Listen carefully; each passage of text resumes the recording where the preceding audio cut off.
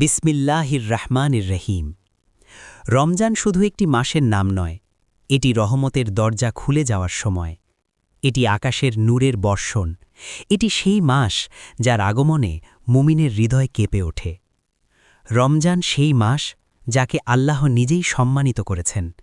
আল্লাহ তাআলা পবিত্র কুরআনে ঘোষণা করেন যে এই মাসেই কোরআন নাজিল হয়েছে। কোরআন মানবজাতির হেদায়েতের আলো।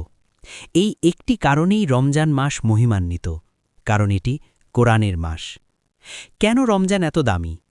কারণ এই মাসে জান্নাতের দরজা খুলে দেওয়া হয়, জাহান্নামের দরজা বন্ধ করে দেওয়া হয়, শয়তানদের শৃঙ্খলিত করা হয়, রহমতের বৃষ্টি নেমে আসে।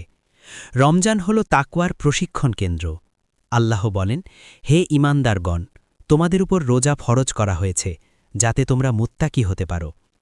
রোজা রাখলে কি হয়? রোজা শুধু না খেয়ে থাকা নয়, রোজা হল চোখের রোজা, কানের রোজা, জিহ্বার রোজা, অন্তরের রোজা।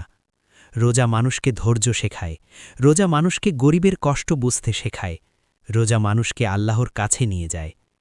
রাসূলুল্লাহ সাল্লাল্লাহু আলাইহি ওয়াসাল্লাম বলেছেন, রোজা আমার জন্য, আর আমি নিজেই এর প্রতিদান দেব।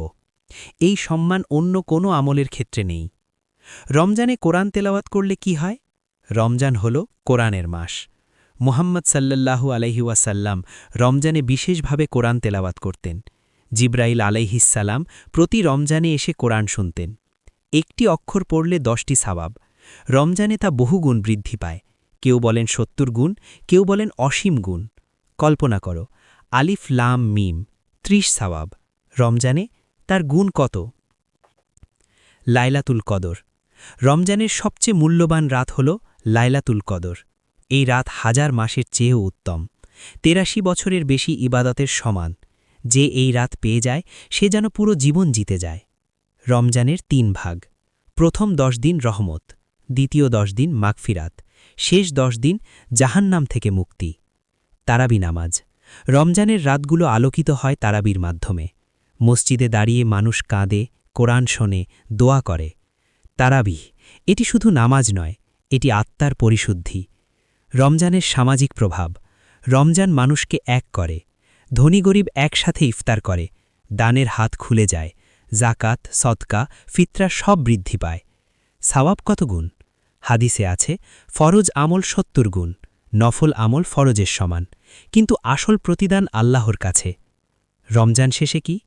রমজান চলে যায় কিন্তু রেখে যায় পরিবর্তিত হৃদয়, পরিষ্কার আত্মা, নতুন জীবন।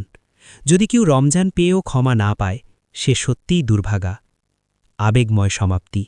হে আল্লাহ, আমাদের রমজানকে কবুল করুন, আমাদের কোরআনের মানুষ বানান, আমাদের রোজা গ্রহণ করুন, আমাদের লাইলাতুল কদর দান করুন। আমিন। যদি এই গল্পটি ভালো লেগে থাকে তাহলে অবশ্যই আমাদের চ্যানেলটিকে সাবস্ক্রাইব করে আরও নতুন নতুন ইসলামিক গল্প শোনার অনুরোধ রইল।